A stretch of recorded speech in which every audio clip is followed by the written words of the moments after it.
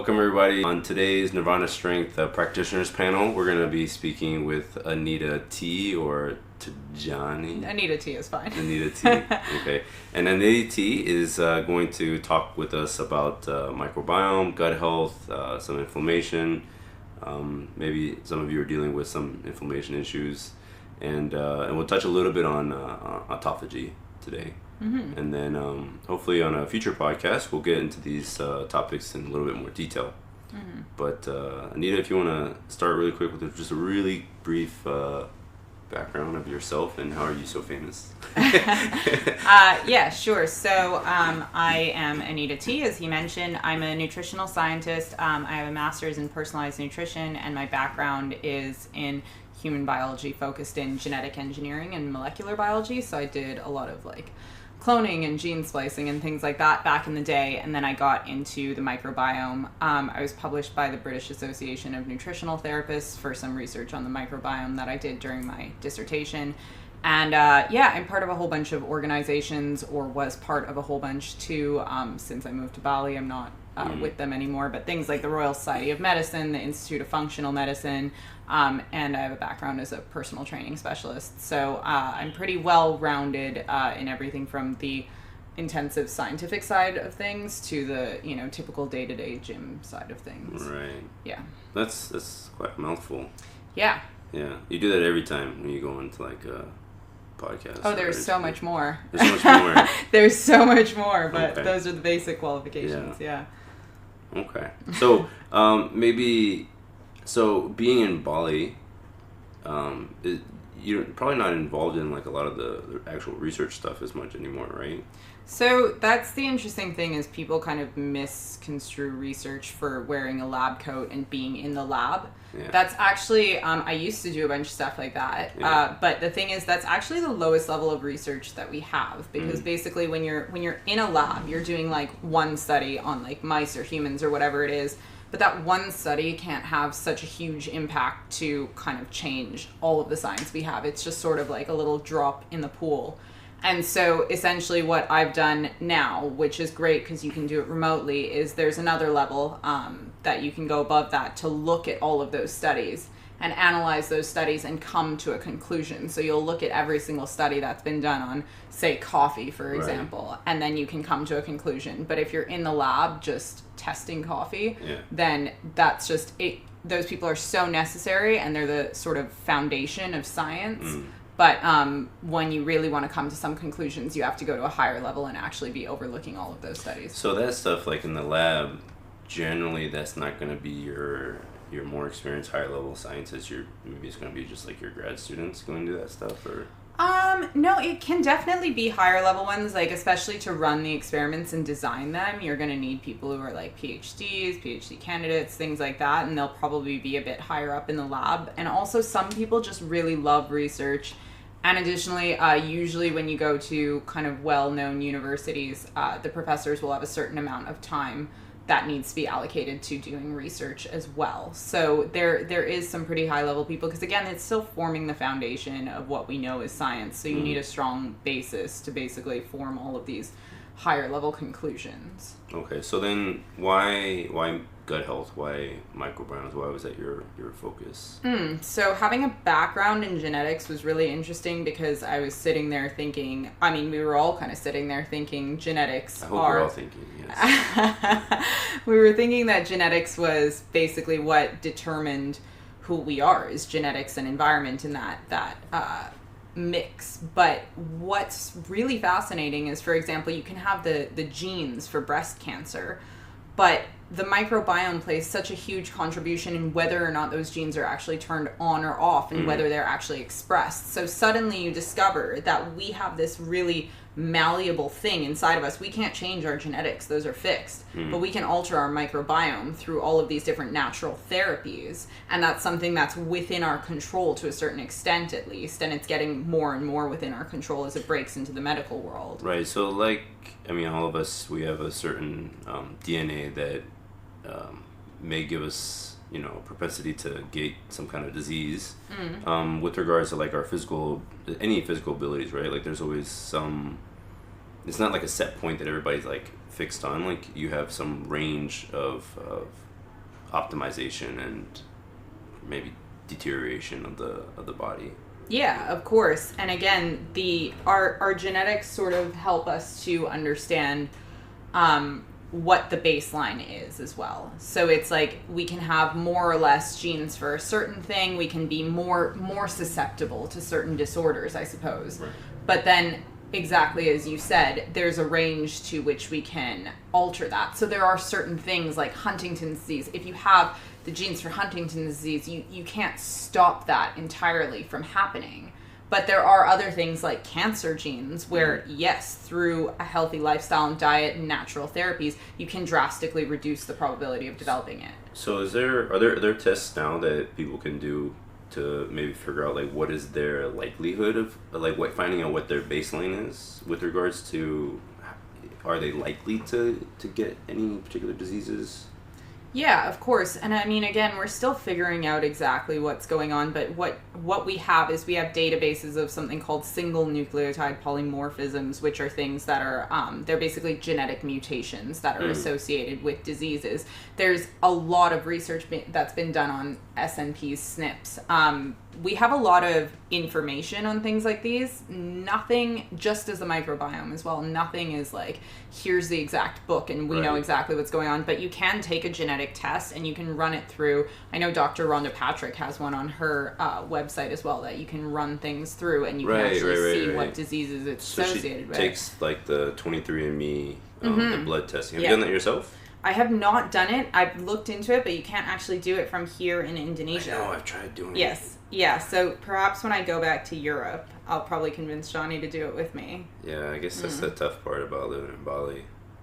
But I was thinking with regards to like these kind of tests, and there's a lot of things in science where we're waiting for more information, but where is the line with regards to like giving recommendations as far as like waiting for something to be kind of a conclusive, like this is like 100% for sure, like you do this, you get better, and maybe with regards like how studies are now, it's like, well, maybe there's not enough information, but I mean, how do you give recommendations for things with regards to the information that's available? Yeah, so I'm going to try and sum that up quickly because there's a bunch of factors that go into it, but essentially what it is that science does have a lack in many areas of studies that have enough participants and that are long enough. So those are the things that really have like the higher standards is like, are they being done on humans? Are they long enough studies? So carried on for quite a period of time.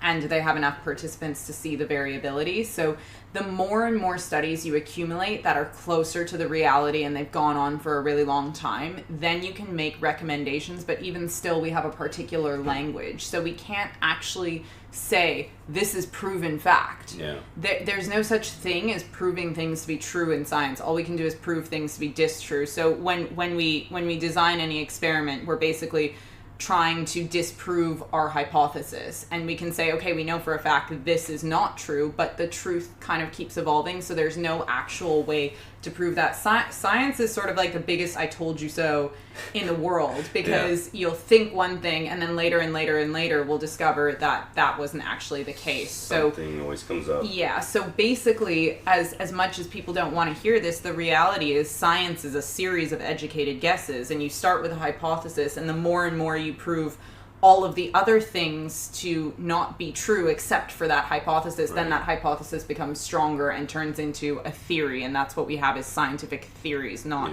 facts. So I think, I think this was one thing that's really nice about, scientists is that it's, ideally they're in a position where they're almost, they're welcoming someone to disprove their ideas, and so that we can all like essentially make progress and improve. I think the big issue here in Bali is we find, probably a lot of places, is where like average normal people kind of take anything that a scientist says and then create a belief system around that idea. Yeah, so that's definitely, I know. Would there be any like beliefs now that you've come across that you think are just not? I mean, any hardcore, very, very strong belief that kind of gives you tunnel vision, in my opinion, in science's opinion, is just not the correct method of approaching things. We need an approach of critical analysis. We need to be open to criticism. When people do come at our ideas, we need to admit what we don't know. And so, yeah, there is again, like you say, especially in Bali, there are so many things that have arguments for and arguments against. High-fat, low-carb diets have arguments for and against. Carnivore diet has a lot of arguments against that, but people can be so strong-minded. Veganism has a lot of arguments against it, but people can be so strong-minded. And when you're looking at one side of the evidence, you're really only looking at one part of the story there. Yeah, so any of that, in my opinion, is just... And that's why when I come across vegans or carnivores or high-carb, low-fat, whatever type of diet people are doing, when it works for them, I'm open to speaking to them rather than, condescending them, which a lot of these groups do to one another, but it's simply they haven't learned the art of critical analysis. Are microbiomes and gut health, is it very similar amongst like everyone, or they're just different varying levels? Because we think about, with regards to nutrition, maybe carnivorism works for one person, but and then maybe veganism works for another person, but it tends to be very situational, contextually based, right? Like it's good for that one person, but not necessarily good for a broad spectrum of people. Are microbiomes and gut bacteria, is it relatively equal, or does it have big curves? There are drastic fluctuations. I mean, basically there's about 1,000 different species that we know to commonly live within our body, and we carry about 15% of those on average, with variation as well being in the diversity of our species. So there's essentially infinite combinations, and that's why, again, what works for one person may not work for another person. Our genetics are different, our environment has been different, our exposures that we've grown up with throughout our life, our level of taking antibiotics, whether we were breastfed, what our microbiome is, all of these things are so different. So that's why when one person keeps pushing for a diet and it's not working for another person, and they'll give them all these reasons as to why, that's still the only way to go. That's just not how humans work. And if you actually go in and you look at their biology and you do nutrient panels and you do all this blood testing that looks at their insulin, even when you look at what people eat, their insulin levels spike, and they actually have different glycemic responses to things. Right. So that goes to show you right there that what raises your blood sugar might not raise my blood sugar. So even something like the glycemic index is flawed. Yeah, it's quite flawed. Yeah, of course. But we're only just discovering that now, or accepting that now, the sort of method of personalization. When did, so then with regards to like gut health, like when did that start becoming like a real serious place of study? So I started my master's degree in 2014, I think. And when I was doing it, there was about 5 years of good, solid research that had come out. However, I also basically got called a witch doctor until about a year ago. Yeah. Oh, yeah, absolutely. People were like, is this even based on science? Do you even know what you're talking about? People would attack me on social media, and now suddenly gut health is the new booming thing. But that's how it is with any new paradigm, is when, in order for a paradigm shift to occur, it usually takes about 17 years in medicine for it to filter from the research to the scientists. We're not as loud as journalists and things like that, who unfortunately are not experts. Yeah. So these people who don't know what they're talking about, social media influencers, journalists, not that all of them don't, but some of them don't, they have really loud voices, and quite a lot of them don't. Quite a lot of them don't. Yeah. And we don't, we're sitting in the lab with our glasses and our lab coats and not talking to anyone, and then it takes ages for this stuff to filter down, but once it does, it's such a big movement. And if you look at the trends, even the search trends for gut health, it's just skyrocketing. Yeah, now. We find in the news a lot, really on any topic, where the influencers, the media, and everybody they're so quick to want to get out the information that they don't really fully like fact check what they're actually of course. What they're saying, what they're doing. Of course, yeah. So, witch doctor? What else have you been called? I can't actually remember all of the terms. I've gotten a little bit, I don't get it anymore so much. It's very, very rare. Of course, anytime you have a massive audience, you're going to get some. Yeah. But at first, there was a lot of people assuming that, that I was making all of this up to take advantage or to make money. And the interesting thing is that my rebuttal for that was never even my own opinion or words. All I do is post research paper after research paper after research paper in response, and that essentially, I don't want to say won every argument because that's subjective, but you know what I mean? It quieted the other person down. Well, yeah, it definitely helps when you can provide actual facts to what you're talking about. Yeah. Or at least have studies and research that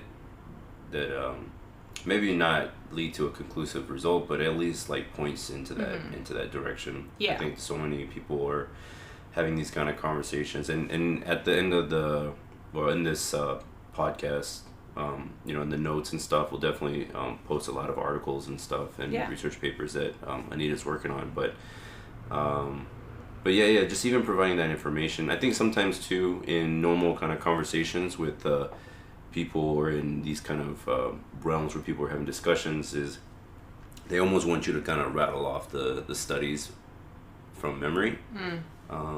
Is it easy for you to just like remember all these like research papers, or is it better like for like this instance where you can say like, okay, a study gave us this result, and then come back later and then let's say we're going to put it in the notes where people can actually look through it. Does that question make sense? I mean, it's easy to remember sort of as part of a bigger picture because, again, it wasn't until my master's degree I really learned critical thinking, and that sort of lets you really assess these studies, really dive into them and link them all together. So it's like every study you're getting is kind of a puzzle piece to a bigger picture that you fully understand kind of the links between everything. So even if one study doesn't give you a direct conclusion to something, you can actually link it to something else. You can be like, oh, this study concluded that this lowers insulin. I know from another thing that lower insulin does this, so therefore this may help with this, if that makes sense. So you link it like that in your brain, but of course sitting there and,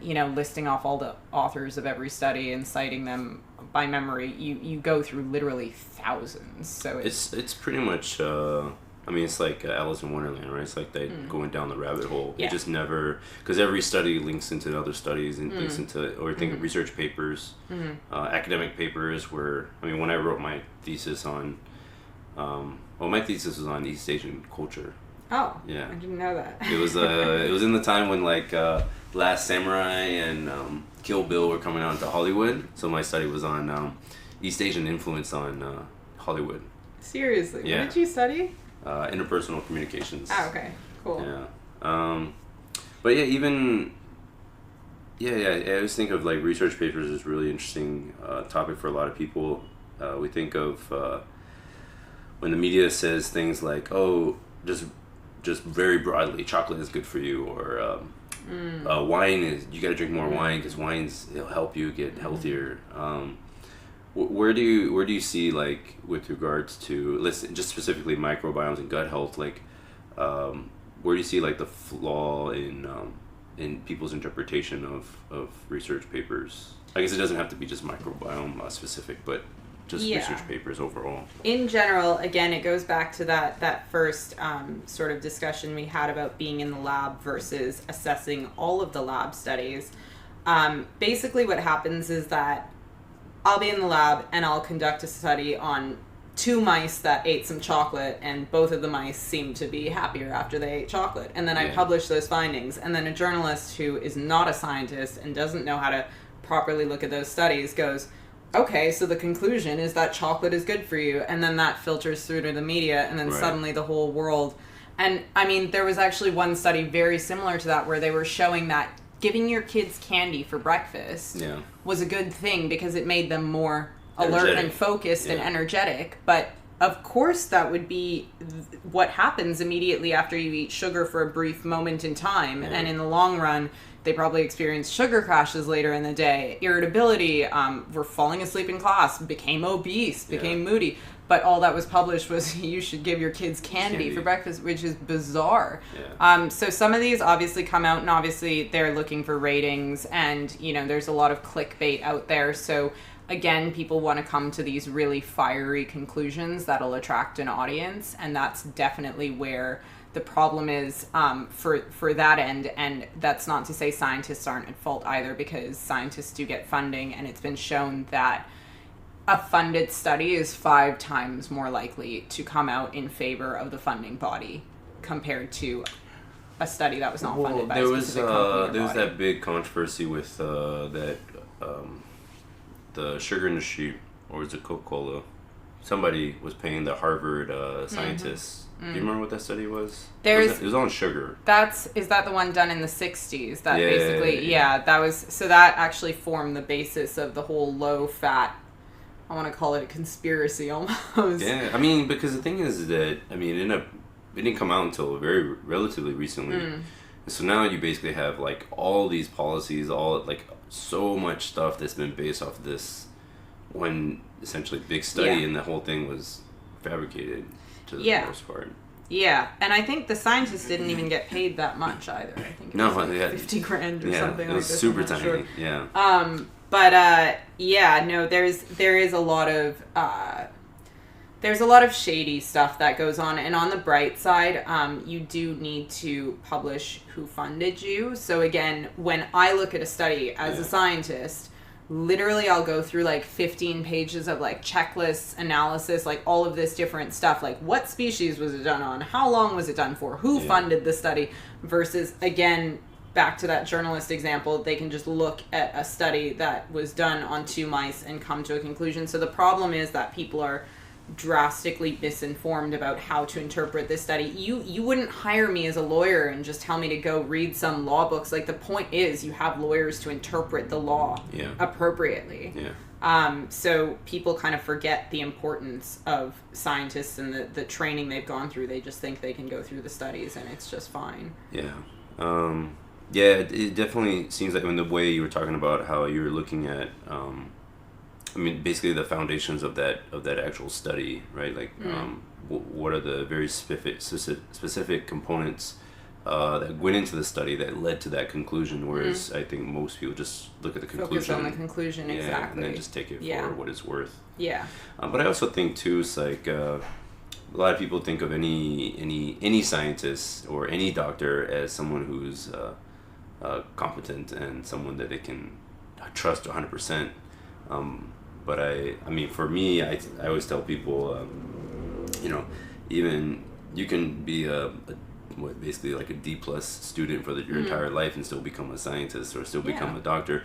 So then going on, I guess, looking back at these like research papers and stuff, like how do people decipher like who are the scientists they should listen to and who are the ones they shouldn't? Yeah, so I mean, again, I guess I look at things a little bit differently because I don't watch documentaries. I don't read books very often. I feel like those are all coming out as one very opinionated thing. Those are pretty skewed generally, Yeah, exactly.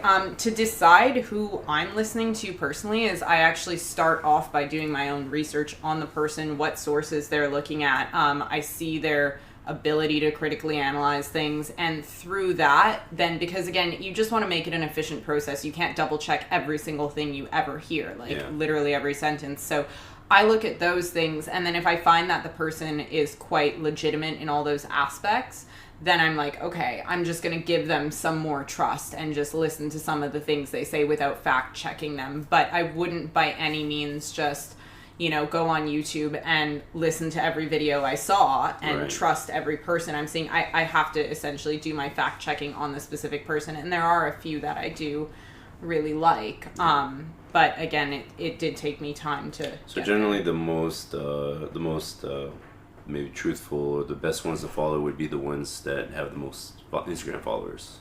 Oh yeah, obviously. Yeah, I think that's the standard. We gotta. Yeah, of course. Yeah. The ones with less clothes and more Instagram followers are definitely the ones we should be listening to. Yeah. It's definitely been an interesting journey with that regards. But going back to maybe a little bit more sciencey stuff. Yeah. So yeah, microbiome super important. Gut health super important. Any kind of general basic things that most people can do to improve gut health? Yeah, so I mean, that's kind of, I guess, jumping into like quite a big question there. But, I think, everything's a rabbit hole, right? I mean, everything is just so much information to go through. especially in just in short discussions that we have. Yeah, of course. So a few things that I can say that I've just noted down here is some basics is I can say that we do have a misunderstanding of fat. And again, that does go back to old studies. The consumption of fat is actually one of the better things that you can do for your body, as emerging research is showing.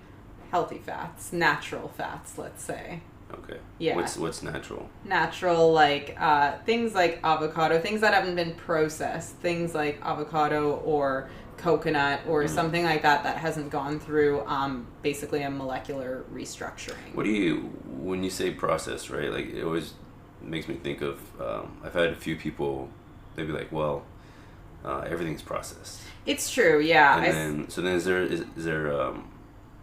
I don't know, a level of processing that, like I said, molecular restructuring. So especially simple things that, aside from adding chemicals and stuff like that, simple things that cause molecular restructuring are intensive heat.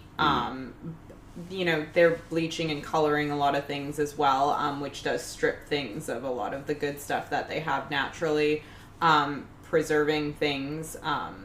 All of these are basic ways of, they're added to so many things or they're done to so many things in the processing, but those are definitely methods for altering again, even cooking. People just think it's the same thing, but that causes molecular restructuring. So when you go through a factory that's applying intensive heat to things, that's going to be a totally different product than what you originally started with. Yeah. So as little processing as we can get, basically, as close to the natural form. If you can just pick up an avocado and eat straight out of it, that's going to be different than a lot of the things you buy that have a 3-year shelf life and have gone through heat processing. So basically, just as much as possible, just whole foods. Whole foods, with yeah. regards to fat. Yeah, whole foods. Higher fat. Fat is the only macronutrient that basically can it can help to control blood sugar, which is huge for inflammation. It's soothing to the gut as well. It helps to release bile, which is a really powerful digestive fluid to help us basically get more out of the foods that we're eating. And it can physically push its way past the blood-brain barrier, which glucose cannot do. Like, the brain, if it needs to be energized, it needs to pull glucose into it, but fat can literally push its way past the blood-brain barrier to energize the brain. And it doesn't really go to the immune system as simplistically as glucose does to fuel chronic inflammation. Right. So increasing the consumption of fat is a simple thing we can do to get overall healthier and reduce our inflammation. I think, like, if you say to eat more fat, then especially nowadays, I think keto diet's quite popular. I mean, would that generally more keto style eating, would that then be better, you think? So the interesting thing, I did the keto diet actually for 2 years when I was quite ill, and I was pretty religious about measuring my biomarkers, and I actually drastically seemed to go up across the board in health, which is amazing. I know that's a broad statement to make, but it's like my nutrient markers were getting better, my inflammatory markers were getting lower, all of these amazing things were happening. And again, let's keep in mind that this is a case study of me. This isn't what I'm saying every single person should do. But one of the things is the keto diet, to go back to it, it does really help to control insulin, and insulin has shown to be such a significant marker for the control of blood sugar, and the regulation of insulin has shown to be incredibly preventative against chronic illness, weight gain, which is also associated with chronic illness, diabetes, things, mood changes, depression. All of this stuff actually is shown to link to insulin, and even Alzheimer's disease is now being labeled in the scientific world as type 3 diabetes. Oh, yeah, I heard about that. Yeah, which is quite fascinating. So the keto diet does help to control a lot of these things, which is quite interesting. And not to say that there's no downfalls to it, but another part of it is that we have a process in our body that involves something called mTOR. And what mTOR does is essentially, it's the master controller of protein synthesis. And when mTOR is kept low, then what happens is basically if you have low mTOR, you start recycling protein. You start getting rid of the stuff that you don't need, the old protein and the damaged protein, and you start recycling it into new materials, which is a process that also autophagy. I wanted to call it autophagy because that's what I called it throughout my whole master's degree from reading it.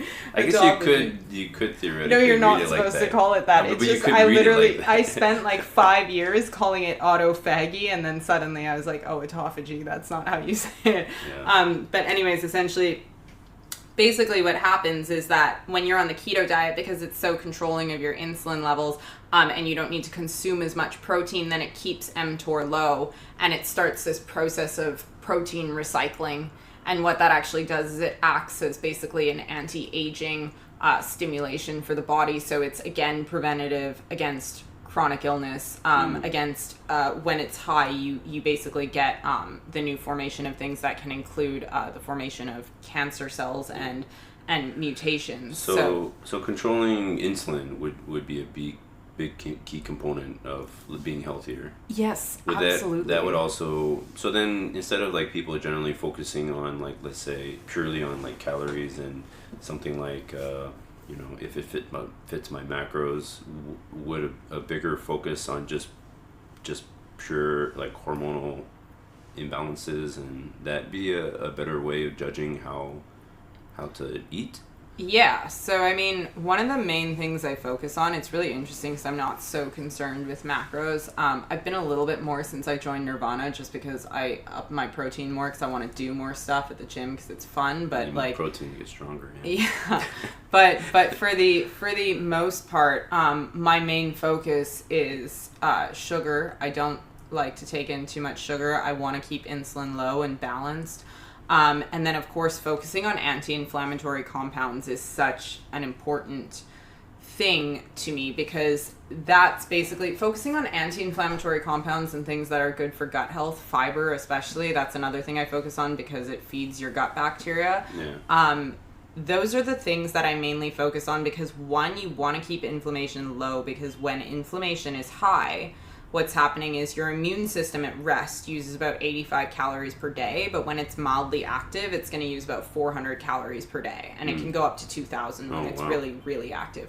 But the thing is, that's not just burning extra calories, woo, like that. No, those calories are coming from somewhere, and your body, of course, needs energy to function, so it's pulling that energy and those calories from things like your liver, your brain, all of these other places in your body to fuel your immune system, so it makes your other organs less efficient. So an anti-inflammatory strategy is kind of essential. Can you overdo it on the anti-inflammatory compounds? Like, because you do want some level of inflammation in the body, right? So what I should do then is clarify the difference between there's acute inflammation and there's chronic inflammation. And essentially with acute inflammation, what's happening is that's our survival response, that's like if we get our arm bitten off by something, or if we trip and break our leg, or we need a spike in inflammation. Right. That's going to, it's inflammation, it's the immune system becoming active for repair, and we need a spike. But that spike goes back down. Basically, it does its job and it goes away. And the same thing even happens during exercises. We get sort of a spike of inflammation, actually, that happens, which is why we have a spike of cortisol with exercise as well, because cortisol is one of the most anti-inflammatory compounds in our body. So that's what happens with acute inflammation, and that's so necessary. But now, humans have not adapted to the modern day environment whatsoever, because we have not been given enough time in evolution. And so we've developed, the majority of us have what's called chronic inflammation. So those are little things in our day that are not natural to us, so they're causing immune activation over and over and over. And basically what happens is that the immune system has these three parts. It's the barracks, the boulevard, and the battlefield. So the immune system will lay dormant in the barracks, and once it's activated, it'll go through the boulevard, which is the bloodstream, basically. So it starts to circulate your bloodstream looking for something to repair. But back in the day, that activation would only happen if we had a physical wound, but now we don't have these physical wounds. It's like we ate too much candy, or we did something weird where there's no actual wound, but our immune system's like, something's wrong. So it wakes up and it just keeps on circulating because it's basically on this surveillance looking for the problem. Yeah. But because there's no problem, the immune system can't do its job. So it just keeps on circulating mindlessly. And that's literally what chronic inflammation is. And we get those things by, our diets that we have, lack of exercise. Sitting in chairs is so bad for us. Like, I had a professor explain how the inventor of the chair has killed more people than Hitler and Stalin combined, And that's bizarre because these are the types of things that cause, rather than causing some immediate death, they cause slow degradation of the body, which causes this chronic illness. And that's why you see all these older obese people who are, you don't want to live like that. No, but so many of us do. Yeah, it's quite an interesting question, even the idea of, if you asked people if they actually wanted to live past 100, and most people's perception of that is that they're just someone that age is basically old and decrepit and just can't get out of bed, and it's like, why would I want to live like that? But but if we were able to work on our health and from the gut and obviously including other healthy lifestyle choices, being active at an age more than 100, or the idea of even being 150, and if you're still able to walk on the beach and still be active and take care of yourself, that's pretty interesting. I think with stem cell research, the advances in that, I think that's a place that we can be getting very, very soon. So stem cells goes into the whole killing babies thing, right? Not quite. It's not quite that harsh, is it? Yeah, but I've definitely, again, when I first, just as what happened when I went into gut health is that before then, 5 years before then is when I got into genetics, and there was a lot of the argument of you're playing with God, you're doing this, and now genetic research is at the forefront of scientific development.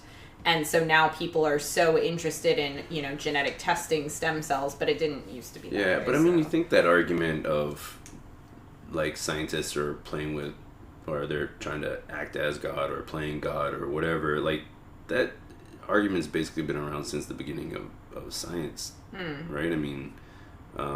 Maybe the first person that created the wheel was like, what are you doing? You're playing with science. And I feel like that's kind of just a recurring theme that happens all the time, no matter to what level science gets. People are resistant to change. That's what it is of course you're going to be resistant. You're having your beliefs challenged constantly. This is the way that it was, and suddenly your whole belief system is being challenged because this group of scientists or journalists or whoever it is coming in and saying, now we're going to start messing with your genetics. Now we're going to start messing with the bacteria. Oh, you believe that a low-fat diet was good all your life? Now we're going to tell you it's a high-fat diet. So again, that's it's a very open-minded practice to actually accept the incoming evidence, and a lot of people don't yet understand the value of that, because you just have to accept that it's going to change. Some of the things, some of your beliefs that you have, no matter how scientific they seem, again with going back to the low-fat diets, they always could be challenged, and you have to accept that. So going back to the inflammation stuff, so what are some of the anti-inflammatory compounds that you take? You drink a lot of red wine? The interesting thing is that red wine contains resveratrol, which is a hormetic compound. Hormetic compounds are basically these compounds that are negative for your body, but they make it they're positive for your body, but by being threatening to your body. But you would to get enough resveratrol. You're like me with the but doing it through drinking wine, you would have to consume massive amounts of wine to get the effective dose, right? Or so there's a couple things on that. Is first of all, we can also get it through grapes. Let's keep in mind, so we don't all have to get drunk to get. It's only wine.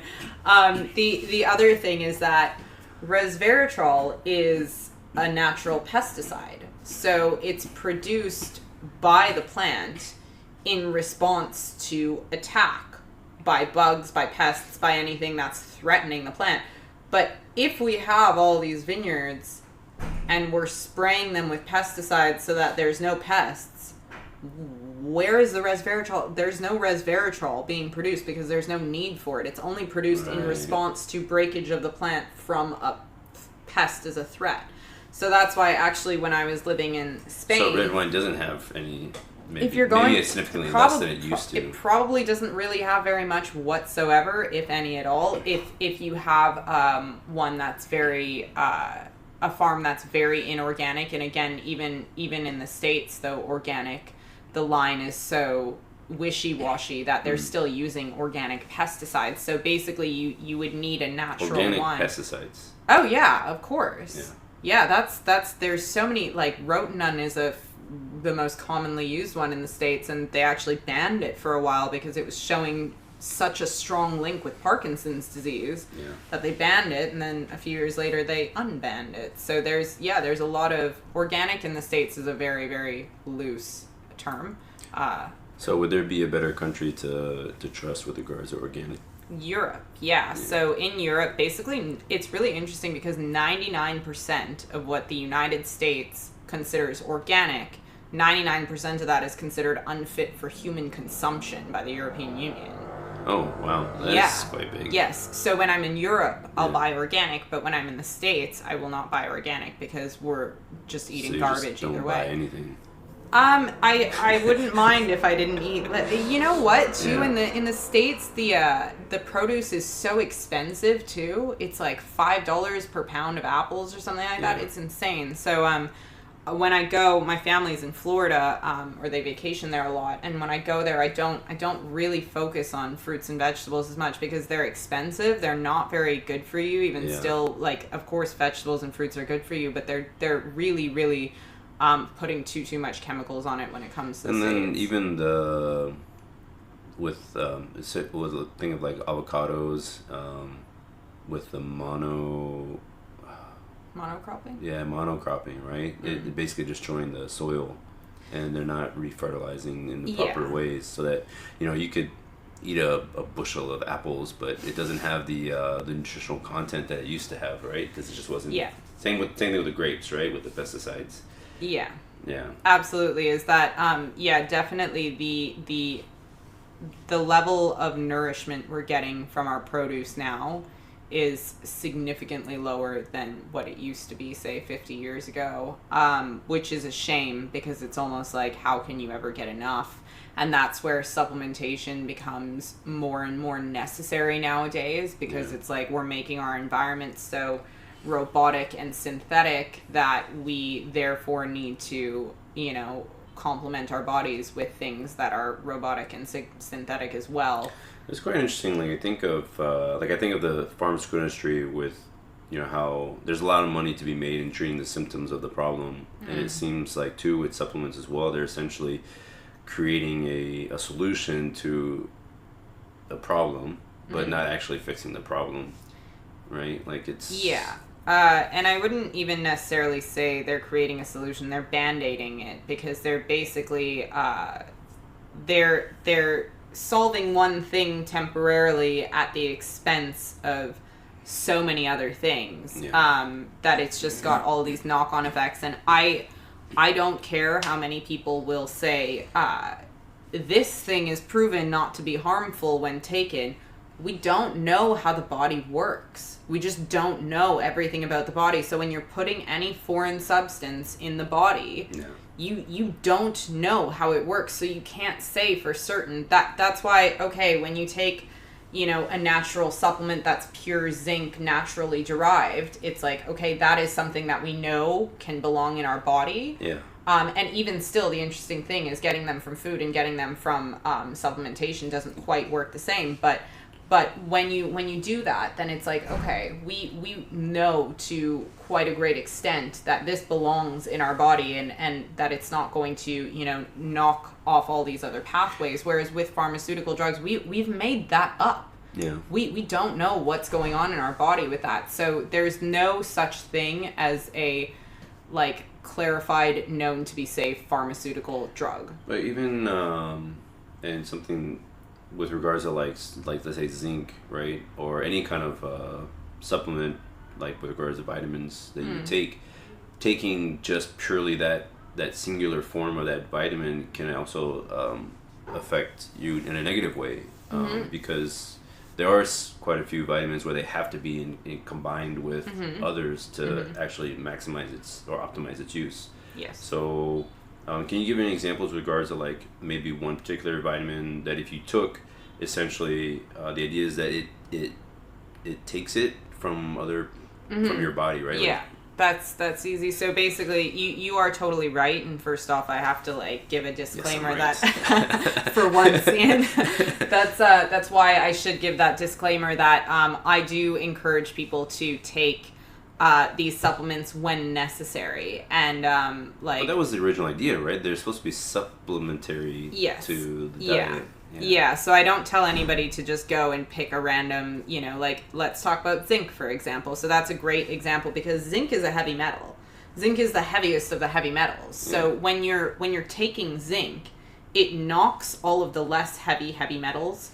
That's a confusing sentence, but if that makes sense. Yeah. In order of weight, it'll knock all of the less heavy ones out of place.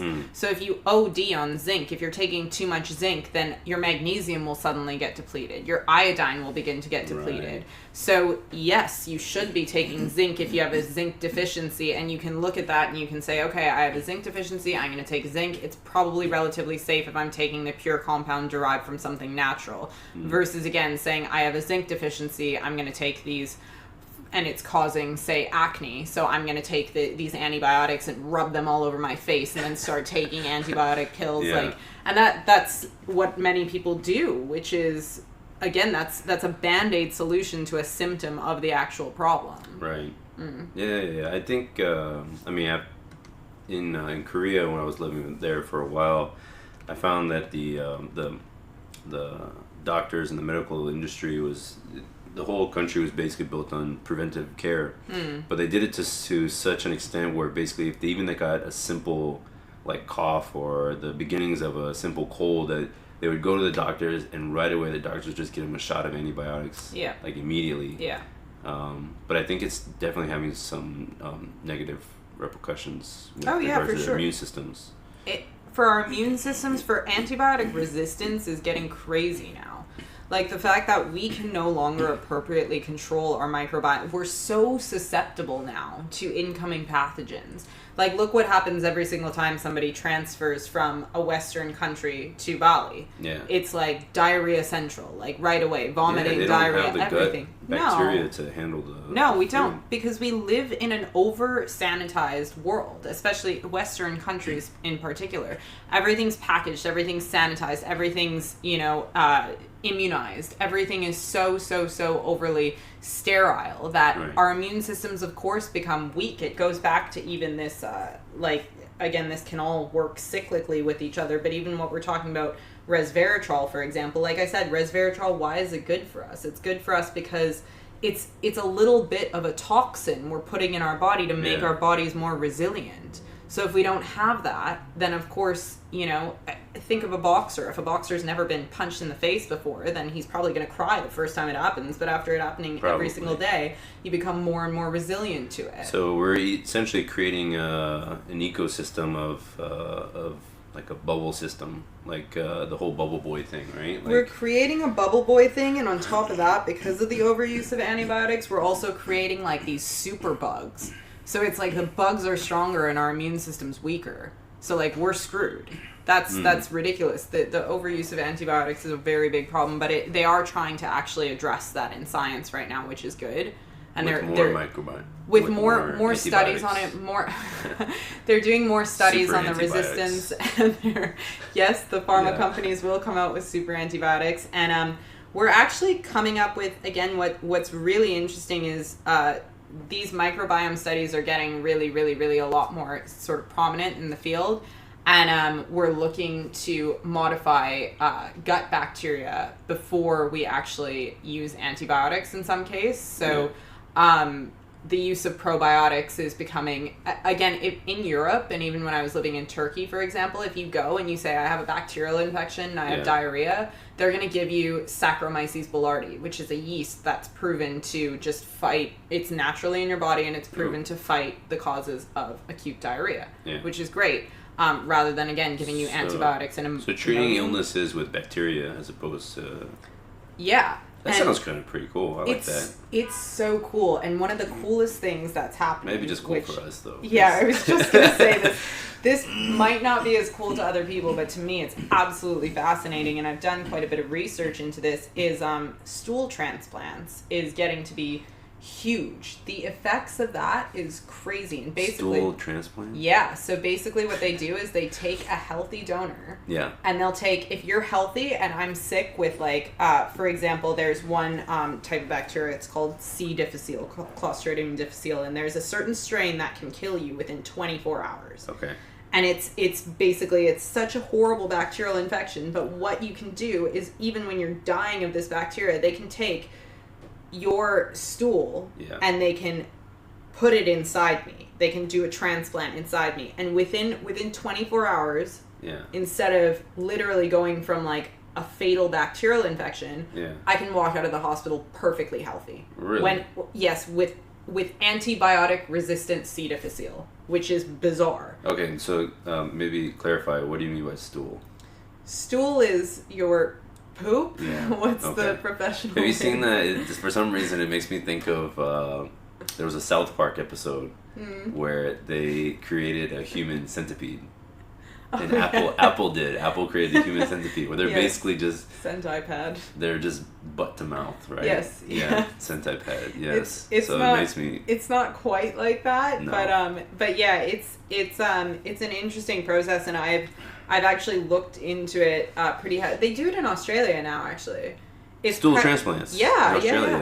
It's pricey, but I think it's about $25,000, including all costs, or maybe 15. To put someone else's stool inside of me, it cost me $25,000. Yeah, but I mean, again, people have had like Crohn's disease and like all of these horrible lifelong infections where it's just really, really messing up your daily life. Or again, you could have an infection to the point where you actually might be about to die. Yeah. I deal with a lot of clients, and so it's like when they describe to me, some of them, what they're going through, like it's really horrible. Like some of them will say to me that they're scared to go out of their house because between their house and their friend's house, they have to stop 15 times to have explosive diarrhea, you know? Like, whoa. Yeah, and this is like, I deal with a lot of people like this, and so the fact is, if you have something that's that debilitating, like when you have digestive disorders, that's shown to actually have more of an impact. I get that I'm not trying to compare like the symptoms and the, you know, effects on family and blah, blah, but on your daily quality of life,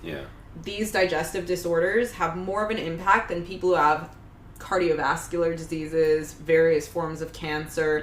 Even though they may not necessarily be as medically serious, it's like you how can you properly live your life if you're doing that? So of course then in that case, bacterial modifications, stool transplants, all of these things become a really fascinating world because of the fact that antibiotics and Western medicine don't seem to be quite living up. So now it's quite cool to say that we can fight with bacteria.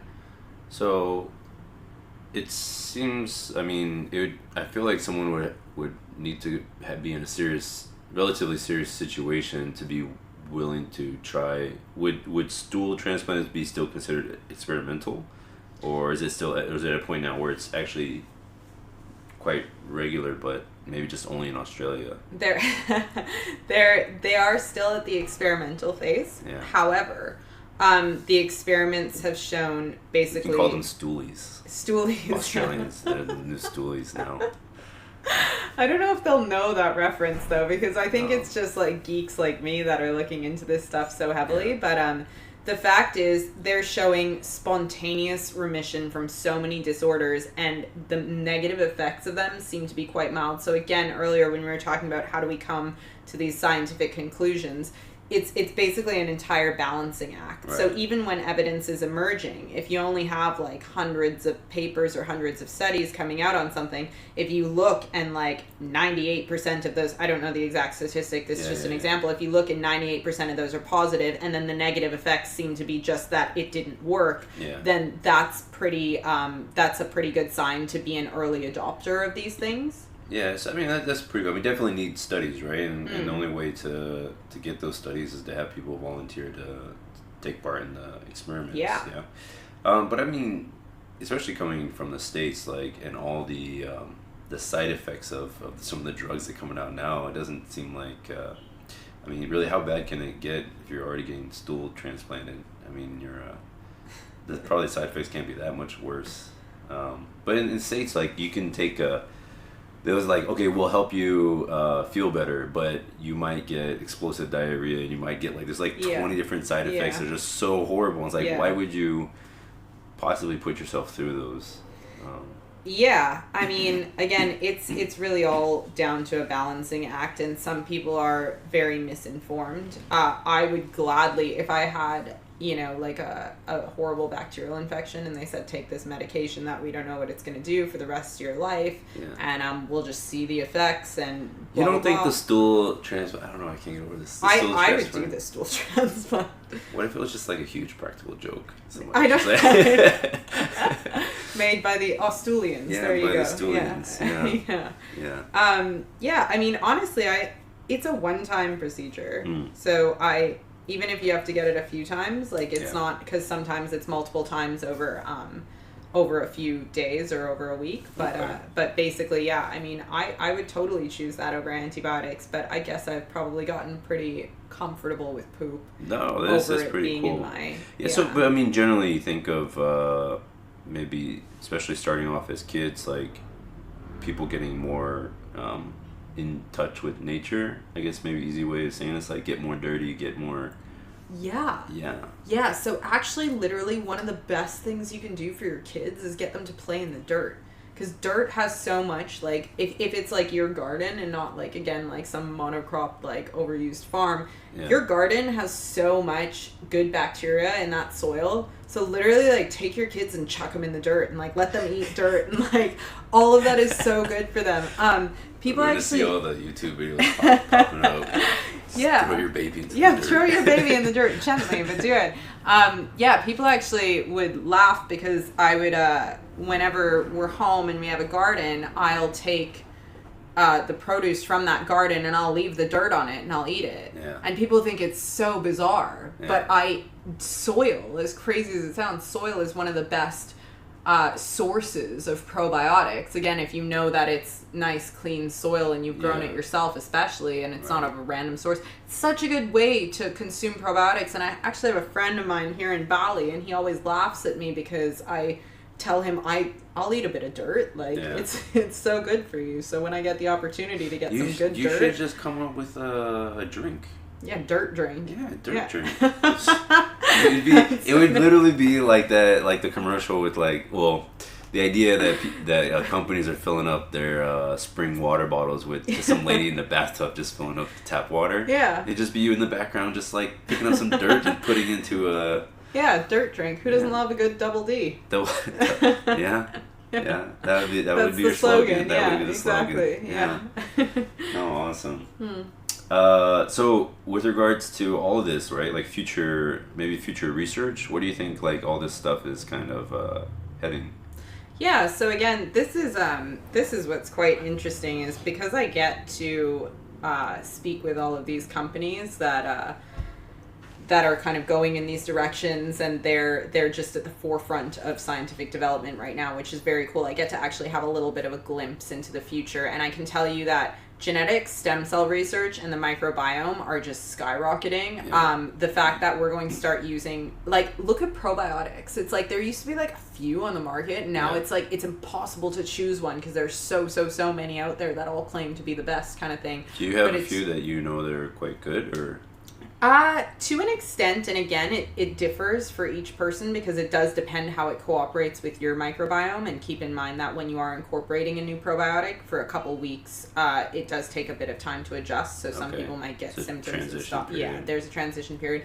But if you're going for so the spore-based probiotics are great because they actually kind of like establish in your gut and then are allowed to proliferate rather than being the live probiotic that goes straight into your system and can get destroyed by a lot of the acids. So actually, I met a guy in Ubud a while back that was part of a company called Megaspore Biotic. He invested in them, and then that exploded, which is super interesting. VSL3 is becoming a really popular one these last years. That one needs to be refrigerated, and it's like you need to get it from like a proper pharmacy. I think it's like an over-the-counter kind of thing.